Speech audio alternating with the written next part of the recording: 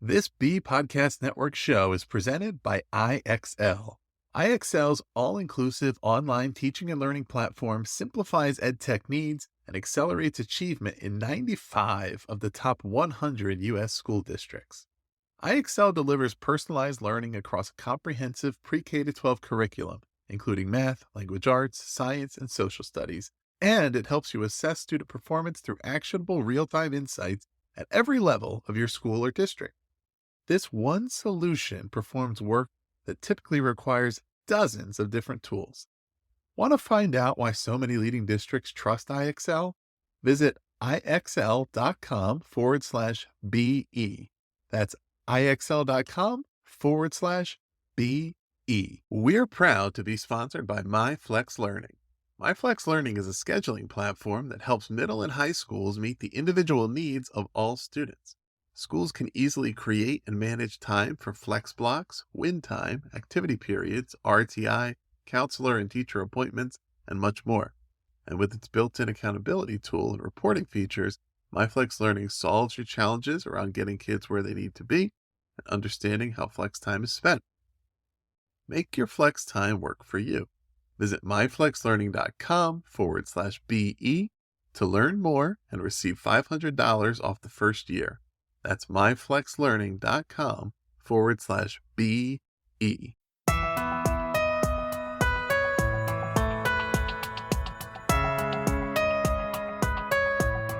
Welcome in, everybody, to today's episode of the Authority Podcast on the B Podcast Network. I'm joined today by Dr. Jennifer Forristal. She is founder and CEO of the Umbrella Project, which is a positive coping curriculum used internationally by thousands of parents, students, and educators. Jennifer has worked extensively with schools, researchers, and organizations in protecting the long-term health and performance of children facing unique challenges. And her book is called The Umbrella Effect, available from Lioncrest Publishing. And that's what we'll be talking about today. So Jen, welcome to the show. Thank you so much for having me. Jen, one of the things that is put forth in the book, as well as I think in the Umbrella Project overall, is that in kids' lives, there's a 100% chance of rain, right? There is a complete certainty that at some point in time, sooner or later, we're going to face challenges, adversity, non-ideal circumstances. It's not always sunny skies. And so you propose that the right way to prepare for that is not to think we can avoid it, but to proactively develop the skills to navigate. And this is the concept of the umbrella, which we'll talk about, comes from this and made up of all those component skills. One of the things that I wanted to start with is thinking about the mindset necessary for the adults. In this case, our listeners, of course, will primarily be educators, and then many of them will be parents themselves, and they might be thinking about it through both of those lenses. But you talk about how, right, it's teaching kids how to be able to do things they can control to address circumstances that they can't. And I think the same is true for the adults, right? And making those decisions about, okay, what can we and can't we control? What is a healthy mindset toward that, to not, of course, try to in vain micromanage circumstances that we really can't change, but also to not count ourselves out from being able to have an impact on circumstances we can change, right? And not think there's an inevitability that challenge leads to suffering and so forth, to say, okay, how do I fit in here? Can you talk about that a little bit? Just when you're working with, I know you work with schools and also with parents, of course, but developing that mindset to start to help kids develop these skills. Yeah, that's just really the crux of parenting, isn't it? I think you're a new dad, right? And when you think about what you want for your child, what are those things when you think about them growing up? For me, when I think about my kids, and I'd love to hear how you think about it, my natural instinct is to think, gosh, I hope they make friends this year. Yeah. Gosh, I hope they do okay in school. I really want the best for them, right? I never think, oh, I really hope they have somebody in their class they don't get along with, because that'll be great for them. I'm always thinking on that positive side. But unfortunately, life is really just not like that. And we do need a certain amount of adversity to build coping skills. They're coping skills for a reason. Skills take practice. And the more we practice them, the better we get at doing them. The very first sort of principle of the Umbrella Project and the Umbrella Effect in general is really helping parents take a deep breath and understand, it's going to be all of it. They're going to Mhm. make friends. They're going to have people they don't get along with. There's going to be subjects that are better for them and really hard ones. Some teachers are not going to jive with the way your child learns, and some of them are going to change your child's life. There's everything. Their world that they're growing up into has all these things. And so the idea that we need to relax a little bit as parents when things go wrong, understand that's part of it and that's not something that we did as a parent or that's gone horribly wrong for our kids, but just something we need to accept as part of the journey of parenting. And I think when I had my kids, I didn't realize how hard it would be to do that. When somebody's mean to one of my kids, like when they find somebody who's really giving them a hard time, my gut instinct isn't to be like, oh, that's a good opportunity for them to build skills. Like my gut instinct is to like give that kid a dirty look and be like, don't you come near my child. You've got to override your natural parenting instinct, I think, in order to parent that way. But it is a really important and foundational part of the Umbrella Project. Mm. And I think what parents and schools and teachers and we all need to understand, not only for us, but we tell our kids a lot about what things mean just by our reactions. So when they come home or when they're in school and something happens, they don't do well on a test, our reaction tells them a lot about what that thing means. So that's awful. Must be the teacher's fault that you didn't do well on this test, or I can't believe that person said that to you. Immediately, the reaction is like, something's gone wrong. Mhm. Something needs to be fixed. This isn't good. I'm like a victim here of the circumstances of my life. We can also tell our kids lots of other things. So we can tell them in our response, like, man, that sucks. It's a normal part of life. In my book, I Yeah. talk about a parenting category that I recommend people sit down with their kids and create, which is the sucks but normal category. Like, let's think about all the things that might suck, that might happen this year, that are also Right. normal parts of life. Like, at some point, you're probably going to be in trouble from me. You're probably going to do something as a child to make me have to get upset as a parent. That's okay. That's normal. Like, I don't have 100% control over every moment of my emotional experience either. We can work through all these things. And then that helps kids to know, okay, it's also normal for things not to be perfect all the time. And I think, and I don't know what I'd love to hear as a person who works in school systems, a big part of what's hard for kids right now is the acceptance that things are going to go wrong and that's okay. Yeah, and it's a challenge, right, to reconcile what we know now as adults about all the things. There's so many things that were so magnified at all stages of growing up. That's childhood, adolescence, and so on. All these things that at the time are caused so much anxiety or grief, and now you're like, that didn't matter at all. And how do Hmm. I don't know how to explain this, and yet at the same time, you remember how you felt, and now you put yourself in the shoes of your child. And my son only being 2, I'm fully prepared to completely crumble at any time.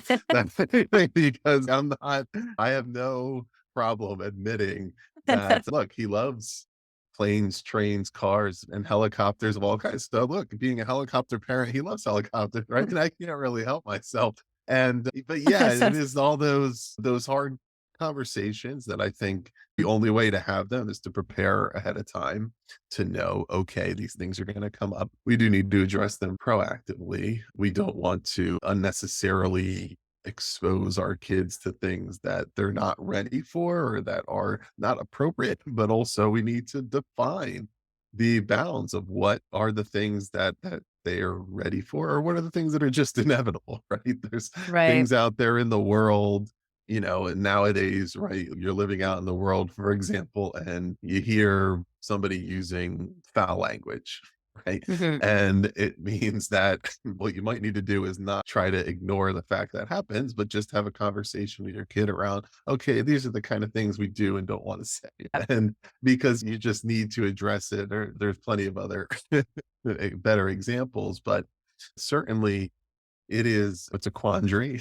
And there are the things that of course we just can't control, or even if we can control it temporarily, that's artificial because eventually we're not necessarily going to be able to control it, and it's going to happen, whatever that thing is. And Yeah. is it better to have that exposure where we can have those discussions and work through it together and really consider what coping skills and resilience and reaction and developing a healthy attitude look like, Mhm. versus saying that, okay, by the time you go to college, you'll just figure out what's going on out there.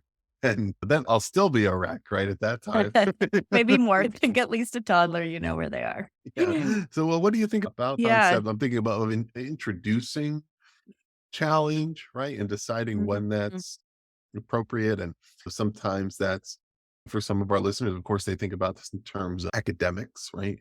Academic challenge and how social and emotional skills and competencies are interconnected with that, and the ability to work through things that are difficult Mhm. that all goes together with our cognitive development.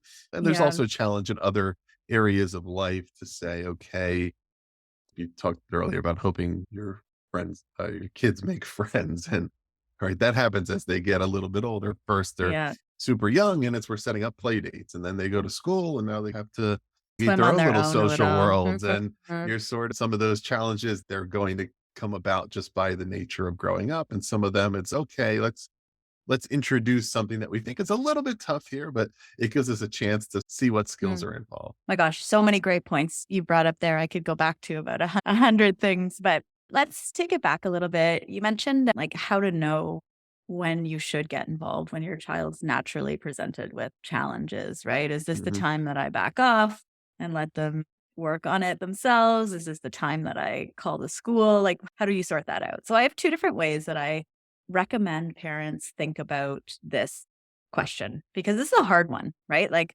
ultimately, I think we can both agree some amount of challenge and struggle is important for development. Right. It's not really a question in the research. We know that this is like a really important thing.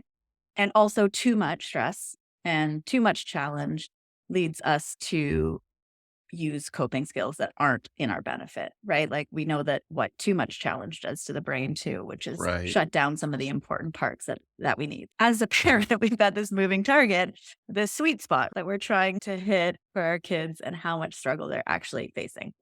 So the first thing I recommend parents do is try to keep an eye on the ratio of challenges that the child has in their life at that moment to their coping skills. So one thing we have on our website is a free assessment of all of your coping skills. So it only takes about 10 minutes and you can really get a sense of which of the coping skills your child is strong, how big is their umbrella of coping skills, where are they in their development when it Mhm. comes to that? So you can start there and get a sense, okay, this is what my child's working with right now. And then you can keep track of like, how much does my child have going on right now?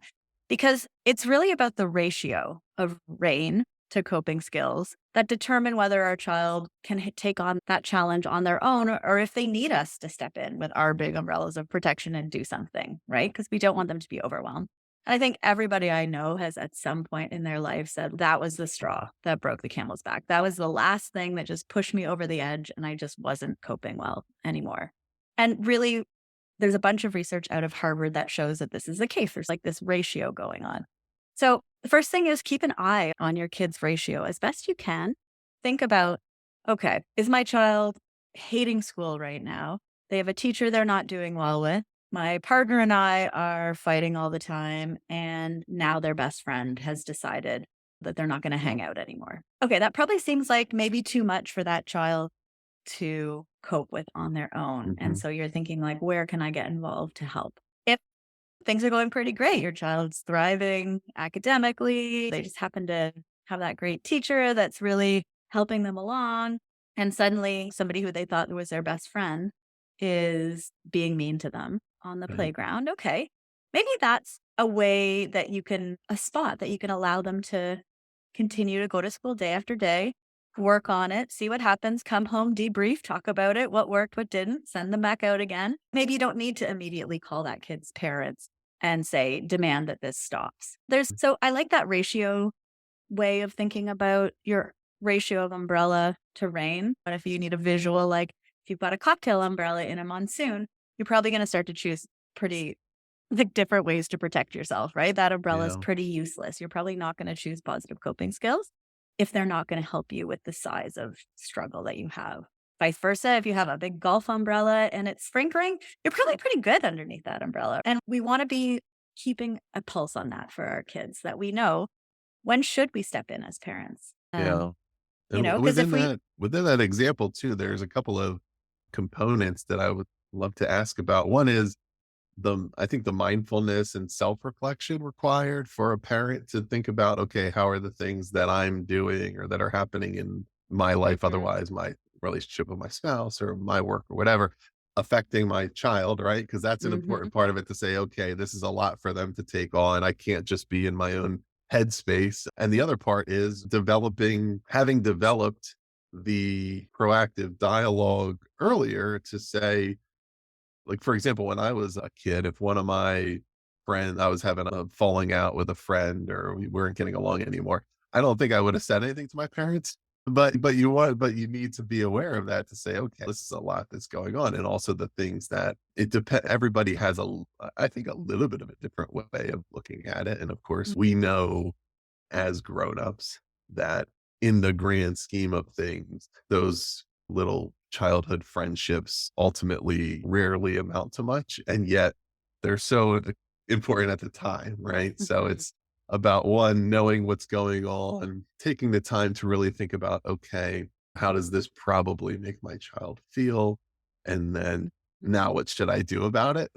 Uh, But I think putting those pieces together and setting the time for like reflection to put those pieces together must be really important to mm. then having the right response.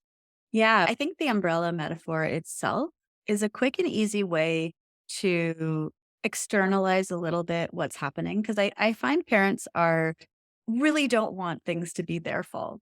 Like, it's hard to take a really hard look at ourselves and what's happening in our life and how we're parenting. It's a very sensitive time, and we love our kids so much. We don't want to be making mistakes that might be impacting them. But the umbrella metaphor allows you to zoom out a little bit, right? And it's pretty easy to understand. If I hold my umbrella over my kids forever, when they eventually want to step out from under that umbrella, if they've never had a chance to use theirs, it's not going to be a very functional little Mhm. umbrella, right? Like, we do need to find the sweet spot of those things. But one of the ways that I help parents start to reflect on this, even if you can't see the big picture yet of how all these things are fitting together, one of the handiest things that I find is to ask your kids what they think things mean. Mm. So when they struggle, if they come home and if you're lucky enough to have a dialogue where they share with you, like, my friend was really mean to Right. me today, ask them what their story is about that. Ask them, like, oh, why do you think? What do you think that means if somebody's not nice to you? Or what do you think it means that you didn't do well on that test you were hoping to do better on? Try to hear their story, because it's quite surprising. As you alluded to this at the beginning of the interview, I think, but like, our story, the way we see the world, it's easy to overlay that on our kids and imagine that's how they're seeing the world too, but it's not. They're like, kids are like little like roommates living in our house. Like, they're their own people Right. and they're not us. And it's hard because, like, a toddler, it really does feel like they're like you, right? They're like an extension of you, and you're making all the decisions for them. And but as they get older, they're not you. And Mhm. what they might be taking, the meaning they might be taking from their experiences, might be very different from your experience of having a friend who was mean to you when you were growing up. Very Right. different.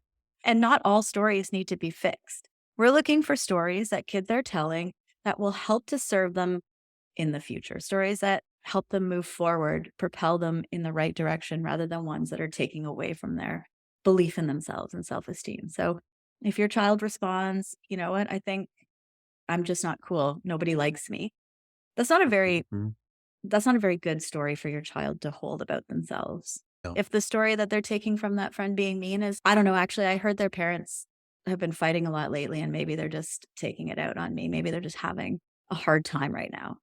Okay, that's like a pretty mature lens to look at something going on, and you can see, okay, that's empathy, right? Right. That's a skill that is going to help your child in the future put perspective on the things that they're experiencing. So I really think going back to that mindfulness, like beginner's mind, where you just clear your mind and you imagine that you don't know what your child is experiencing unless you ask them. And then Right. only Right. fix and get involved in the things that actually need help. Right? And in Right. that way, you don't necessarily need to know exactly all the things that are happening in your child's life at any moment and how you're impacting. There's a bit more complex picture. Just need to know in that moment, what is my child thinking, feeling? What is their story? Because I believe from everything that I've read and all the research that I've seen that we're not what happens to us in life. We're the story we tell ourselves about what that thing means.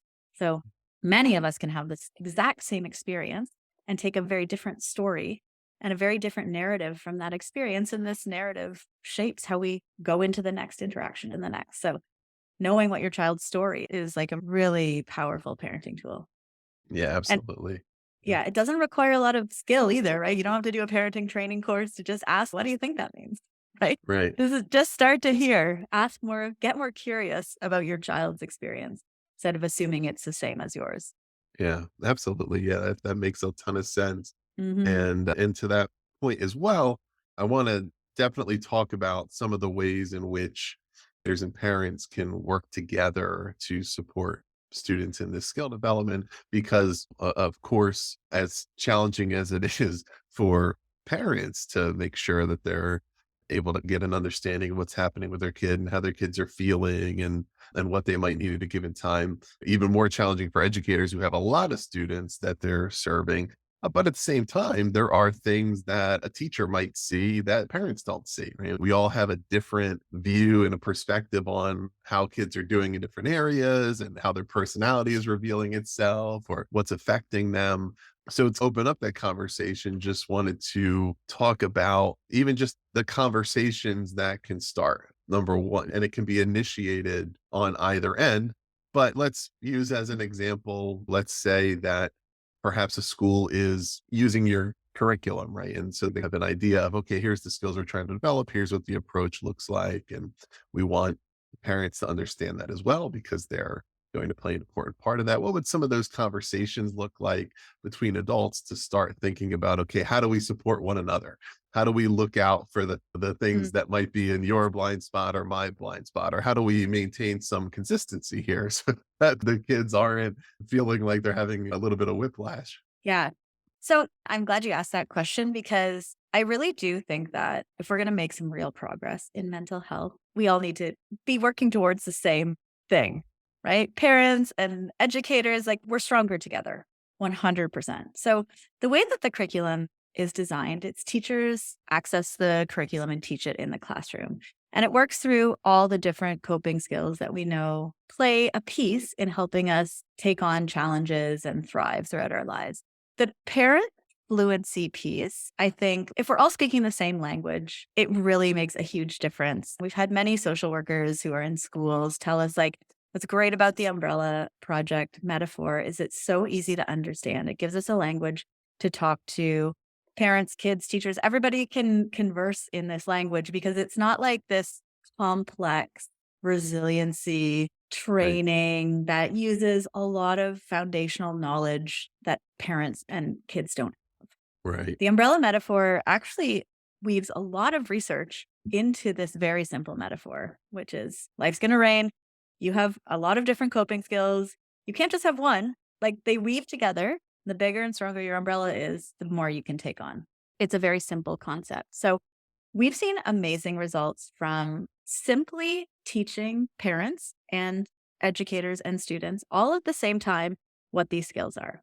Literally just knowing what the skills are help you to use them more. And we know Mm. that to be true too, that if you don't know what self-compassion is, even if you do use it, you're unlikely to feel good about that or even know what that means. So, right, there's a lot of value in just building the fluency for the skills. When we have a school that's running the curriculum and say they're talking about self-compassion or empathy or grit, we have parenting information that goes home so that everybody in the school and all the parents are learning the same language so they can talk to their kids about it. And then, very simply, if you know the metaphor and you know the skills, the next step is just pointing it out as much as you can whenever you see it. It's all through the curriculum. And I always laugh at the idea that a coping skills curriculum needs to be a separate Mhm. unit because it's everywhere, right? It's on the playground, it's in every subject. These skills weave their way through our lives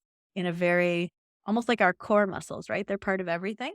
And it's really just a matter of seeing that layer of the world and celebrating it in a more meaningful way. So you Yeah. might fail a test and be a kid who's really hard on yourself. And this time, instead of being really hard on yourself, you have the chance to tell your parent or teacher, like, you know what? It's okay. I know this subject's really hard for me and I'm just going to keep working at it. And if you can see that self compassion, it's like a win within a loss, if Mhm. that makes sense. So I think just the fluency of knowing what all these skills are is an incredible way to integrate parents and teachers. And then we have lots of report card comments in examples in our curriculum, but schools will then weave that into what they're telling parents, right? Your child showed a great deal of empathy this year, and here's how that skill came to be. Or it allows teachers to highlight more than just academics or the learning skills, right? Like Right. your child's a good listener or not, or they're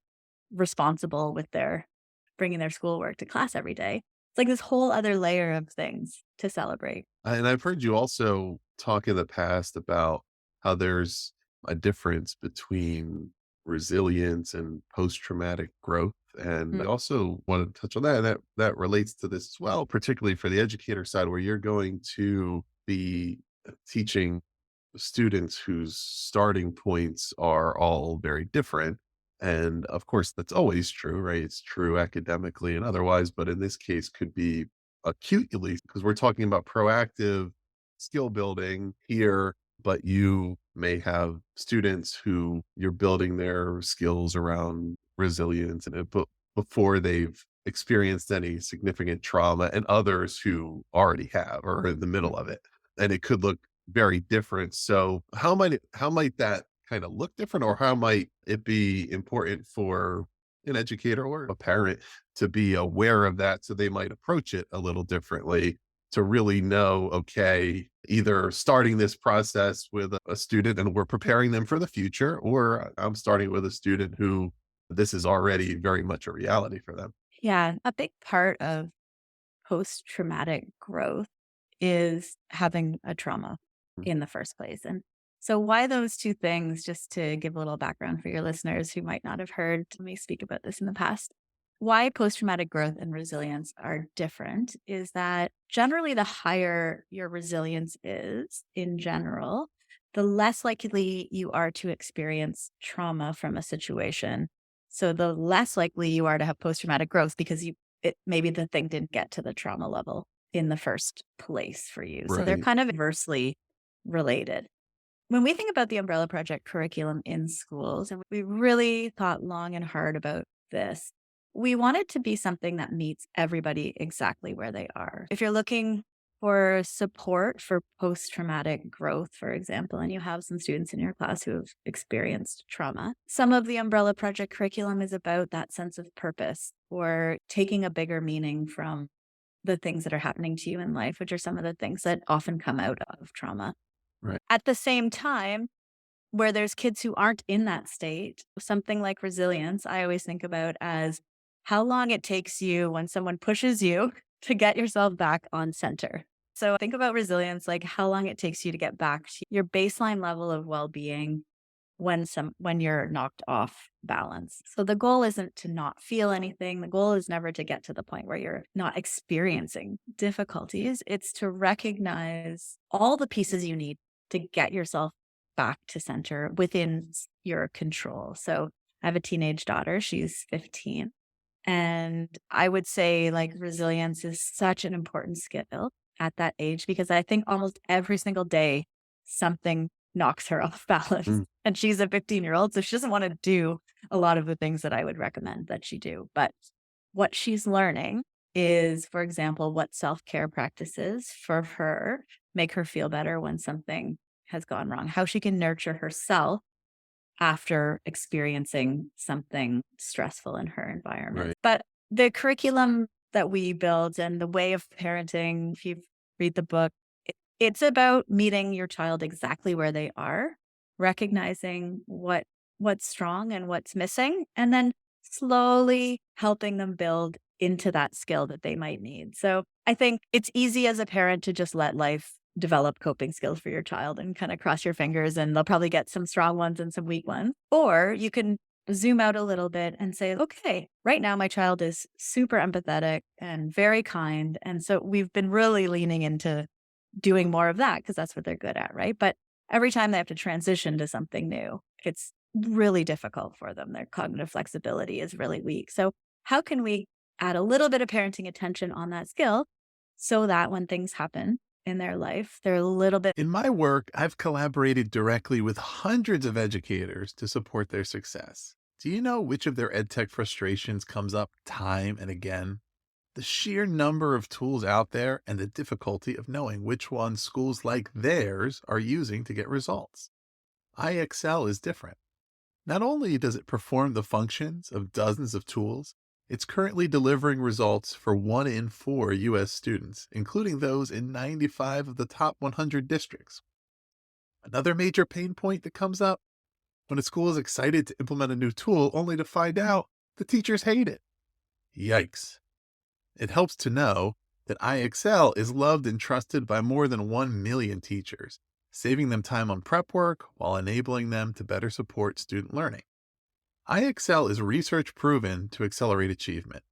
Studies across 45 states show that IXL schools outperform non-IXL schools on state assessments.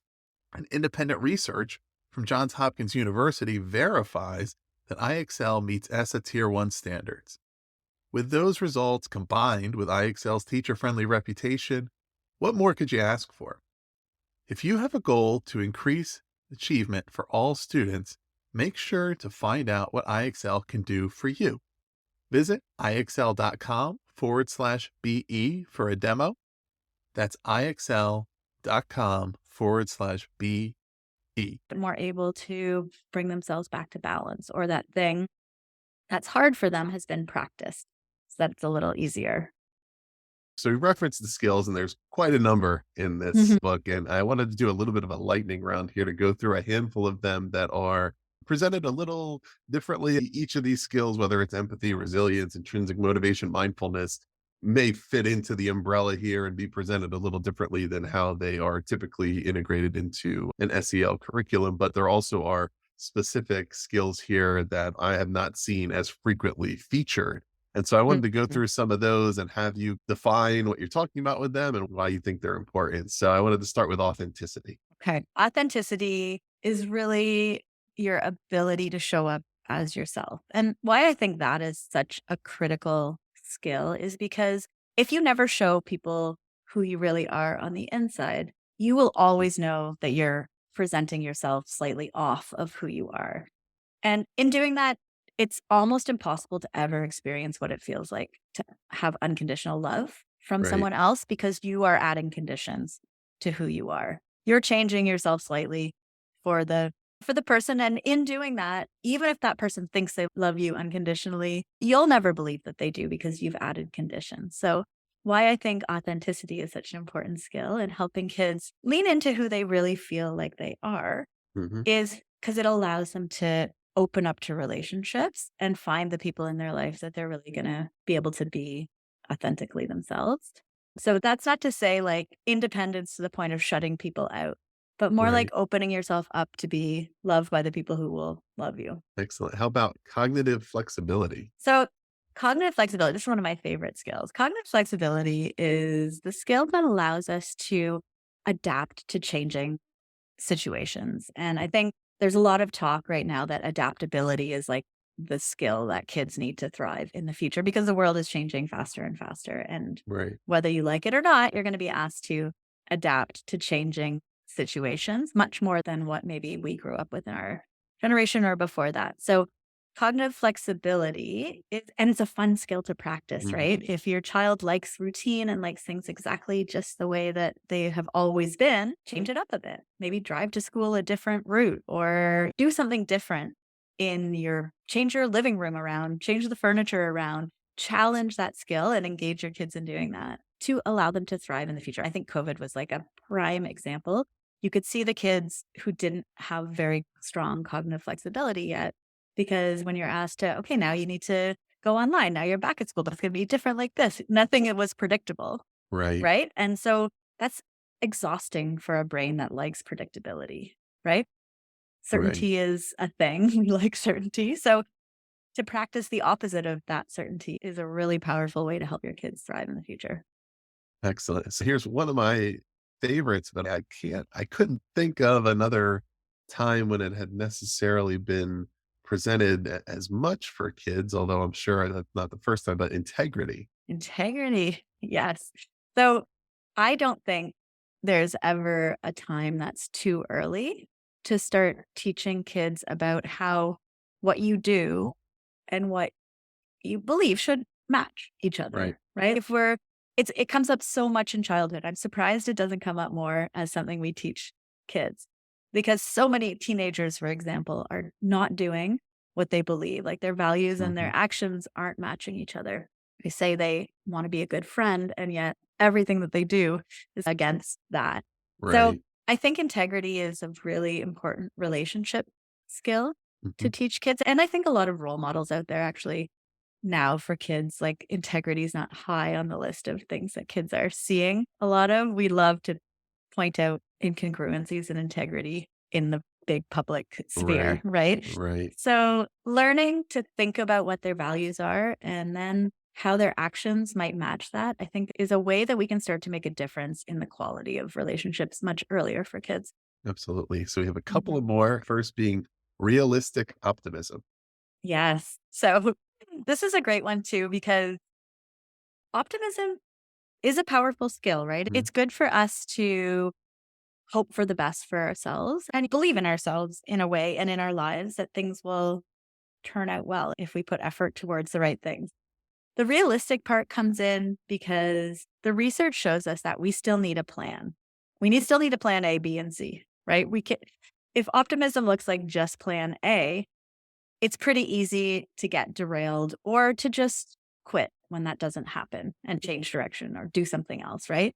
Realistic optimism is about understanding the possibilities of what might happen and still feeling positive about that future outcome. So an example of where I might see this, I had a patient who had just started university, came in for anxiety, and she was absolutely crushed by the idea that if she didn't get a certain mark on this exam, she wouldn't get into this next school. She would never be able to follow this very linear path to her dreams, right? Which is, I think, where realistic optimism comes in is like, there are many paths to your future. And it's hard to pick this really distant thing and then think that there's this one path, right? It's like the realistic optimism part is that I will probably have a job in the future that I love. Here's what the direction that I'm aiming. And within that, here's plan A, B, and C. If that doesn't work, here's plan A, B, and C. If that doesn't work, here's plan A. So you're mapping out towards a positive future. Right. Absolutely. So the last one here is you referenced this a little earlier in the interview, but I think it's worth touching on again, self-compassion. I don't know if you're familiar with Kristen Neff's work and self-compassion, but self-compassion is being kind to ourselves when Mhm. things go wrong. It's having a sense of common humanity that everybody struggles and that's okay. And then it's not over identifying with our story and getting really caught up in that, but being a little more mindful, being able to just be with our present moment. And why I think this is like a critical skill is we see massive plummeting in self compassion around grade 7. Kids are generally okay coming along, but as we get to middle school and kids are really hard on themselves and others at that time, self compassion goes to an abysmal low. And still, in all of the rooms of adults that I've ever done the umbrella assessment for, self compassion is by far the lowest skill. But if we beat ourselves up every time something goes wrong, it's just adding insult to injury every time. Like it's like kicking yourself when you're down or having an inner bully. And I don't know how we've come to the thought that's helpful in motivating us. That's why most people say that they do it. It's like it's motivating. If I'm mean to myself when something goes wrong, I'm probably not going to do it anymore. But if you zoom out on that a little bit and think, if I could have my best friend following me around all day, commenting on my life and what I'm doing, or my bully from high school following me around all day and commenting on how crappy I am, Mhm. which one of those is going to better motivate you to want to get out of bed the next day and keep working and work harder and grow, right? It's pretty counterintuitive to imagine that high school bully is a motivator for us. But that's what we do to ourselves all the time. We introduce self-compassion as early as kindergarten in the Umbrella Project and really start to get kids into the thinking that this is an important skill for them, that it's important to be nice to yourself when something goes wrong and to treat yourself like you would a good friend. And so that by the time they actually really start to need this skill, it's in there, right? They've heard about it multiple times through their school years. They know this thing exists and that it's something they can use to protect their well-being. Excellent. Well, thanks. And before we wrap things up here, and we've just gone through a handful of these skills independently, but I did want to make sure that it's clear the interdependent nature of the skills, right? And Mhm. for example, if you have a really well developed skill for grit, but without purpose, then Mhm. ultimately you end up unfulfilled, right? If you wanted to tie that together and just talk in general about how these all fit together, and like you mentioned earlier, right, you can't just have one coping skill. It's this entire kind of ecosystem that makes up the umbrella. But why is that important? Why do they not work as well on their own as they do in tandem or in combination? Yeah. I think we've all probably met people who have a really over-indexed one area of their umbrella. In education, I see a lot of teachers who are so heavy on like empathy to the expense of their healthy lifestyle. I can't tell you how many teachers I see in my medical practice that I have to convince to take the time to eat well or take a little break during the day or get to leave the school in time to maybe get that exercise in that they want. Like the skills each serve a really important and pivotal piece. And without them, they can go the opposite way. Grit can be the same, right? Some people can just buckle down and work towards this goal. And if they're lacking empathy, they often can't understand why other people can't do the same. So you see that skill being particularly conflictual sometimes in workplaces because it's like that grit, if you can't understand why that might be hard for somebody else and why they Mhm. can't work like you can, right? There's a lot of conflict and tension that develops with people who have really over indexed on one skill. And then I think over time, like the empathetic get more empathetic because it's the skill that works for them, the coping skill. So they just keep using it, right? The gritty get grittier. And Right. we're sort of missing zooming out on the big picture and seeing, oh no, actually, each piece forms an important part of an umbrella. And each of them does something a little different. And the more of them we have, the more protected we are. Like an umbrella with holes, it might still work. You can huddle under one side.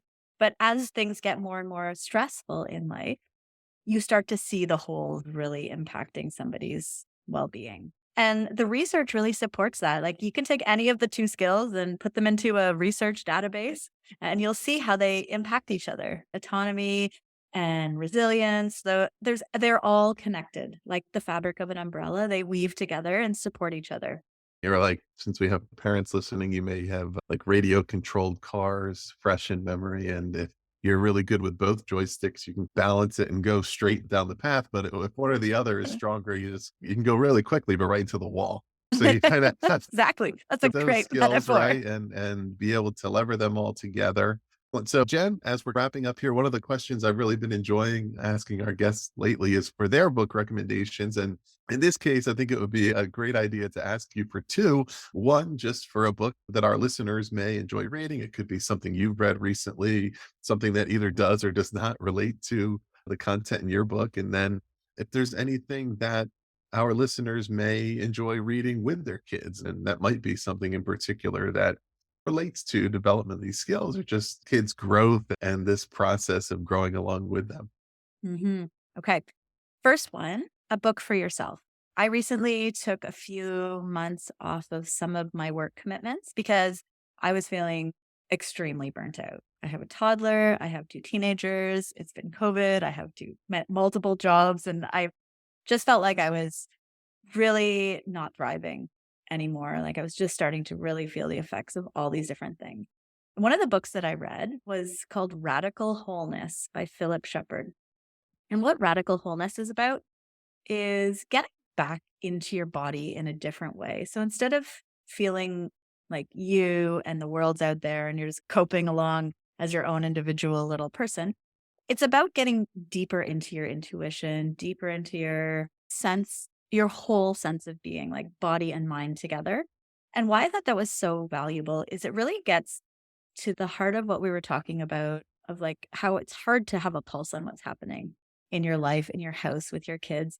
I think a lot of parenting is there's some intuition there. You have to slow it down just a bit to really feel like, how are you doing? How are we doing together? And I think that book does a great job of teaching you how to back to sensing, like when you sit with your child, how are you really? I know you're saying, no, nothing's wrong, but I feel you and something's off, like digging a little deeper into yourself or others so you can stay balanced as a parent too.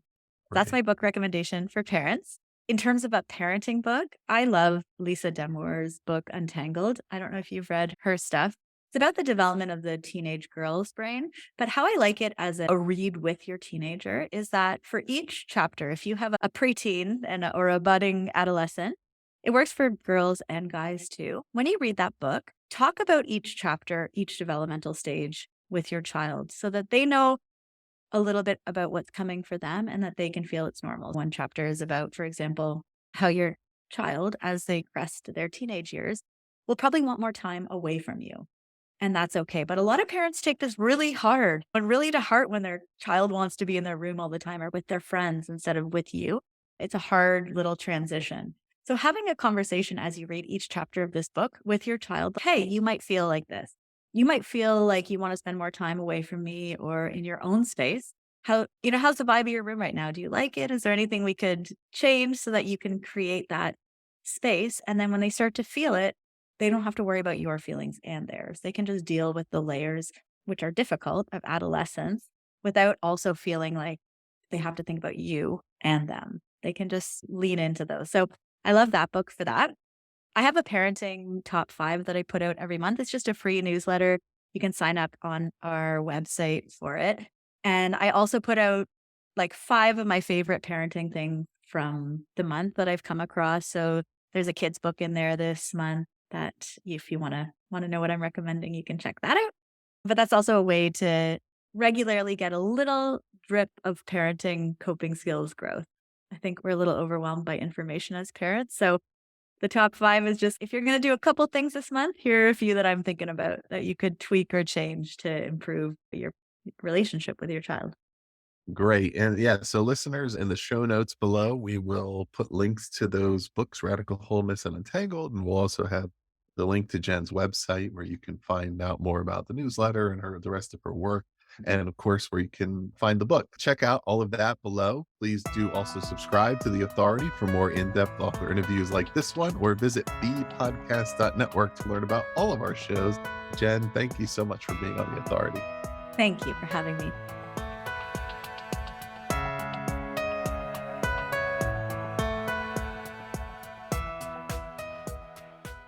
Do you want to simplify your school's technology, save teachers time, and improve students' performance on state assessments? You can do it all, but don't waste another minute. Head straight to ixl.com/BE to learn how IXL's research proven teaching and learning platform can help you achieve all of these goals. That's ixl.com/BE.